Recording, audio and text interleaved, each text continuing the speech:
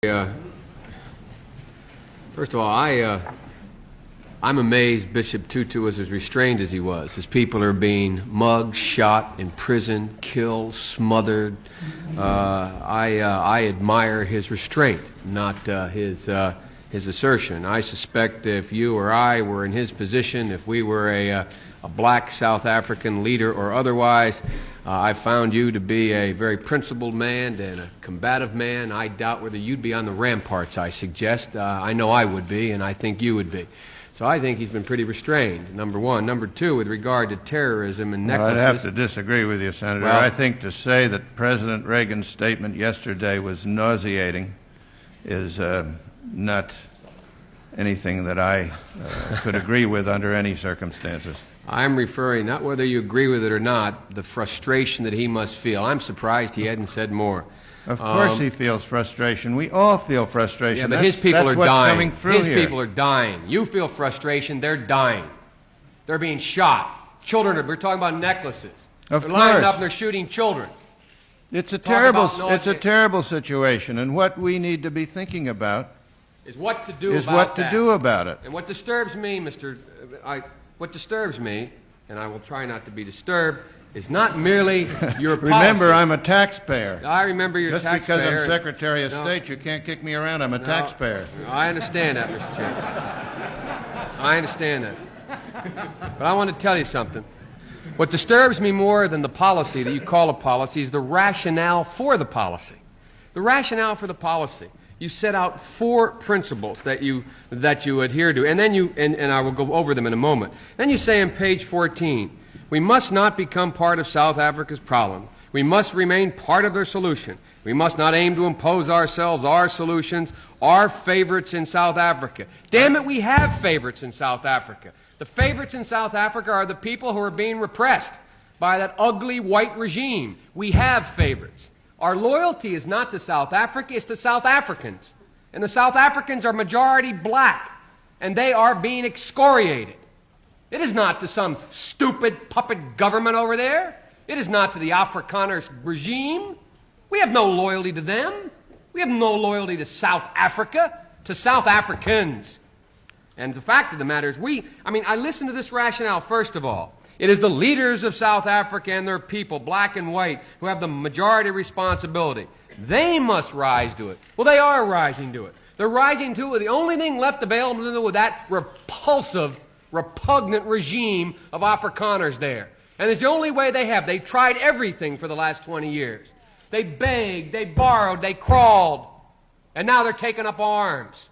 The second thing, progress toward peace requires a timetable. Timetable, elimination of apartheid. What's our timetable? What are we saying to that repugnant regime? Are we saying you've got 20 days, 20 months, 20 years? We ask them to put up a timetable. What's our timetable? Where do we stand morally? Thirdly, black South Africans, the choices before black South Africans are equally clear. We call on them to avoid easy descent into violence, terrorism, and extremism. To demonstrate by their action they understand the need for compromise. Hell, they've tried to compromise for 20 years. They've tried everything in their power. And look what's happened to them. They're being crushed. And then you say, the fourth principle is that our policies and those of our allies ensure that we expand political liberties in the post-apartheid South Africa. Mr. Secretary, maybe it's because I come from the civil rights movement in this country. We sat there and we heard the same kind of arguments, the same exact arguments. We cannot impose from the North a solution on the South. They must work out their problems black and white together. We cannot, as a nation, expose them to the economic ravages that will come. We must consider what will happen after segregation before we eliminate segregation. My Lord! And finally... That is not an accurate Let me read it. Let me read it. Because we don't say we have to consider what happens after the end of apartheid before we end it. We have said again and again and again that it's an abhorrent system, and I can be just as emotional as you can about that, and it needs to end. You say 4 principles. I assume they're equally important. You say 4th, our policy and those of our allies should ensure and expand the political liberties in the post-apartheid South Africa are accomplished by an expansion of economic opportunities. My God, worry about that when it comes. These people are being crushed.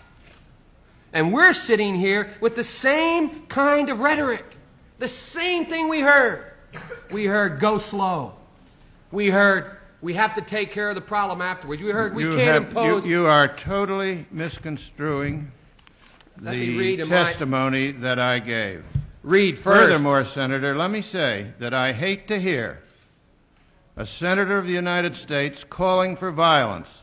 I'm not calling for violence. That's what you're doing. I hate to hear exactly what you're doing. I hate to hear an administration and a Secretary of State refusing to act on a morally abhorrent point. I hate to hear this country. I'm ashamed that this country puts out a policy like this that says nothing. Nothing. It says continue the same. We put no timetable on. We make no specific demand. We don't set it down. I'm ashamed that's our policy. That's what I'm ashamed of. I'm ashamed of the lack of moral backbone to this policy. Well, I resent that deeply, because there is tremendous moral backbone in that policy on a bipartisan basis, and has been for many, many years. There is no bipartisan basis for this. There is, I doubt very much if there is any real disagreement with the objectives set out there, with the steps that have to be taken if there is going to be the kind of change you want. There is no other way but to get those things to happen. The only way. Now the question is, what can we do that will get those things to happen?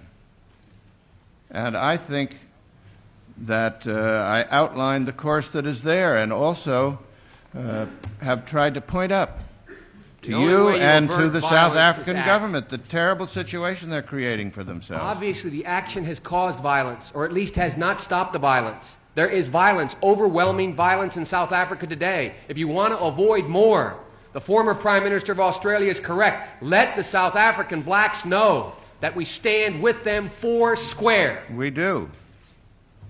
We have let them know. They don't believe it, neither do I. Well, please, let me you can believe it or not. I might say I read my testimony a different way than you did. I'm surprised that it could be read with those inflections. Thank you, Senator Biden. Senator Mathias. Could I make a comment, Mr. Chairman? Yes.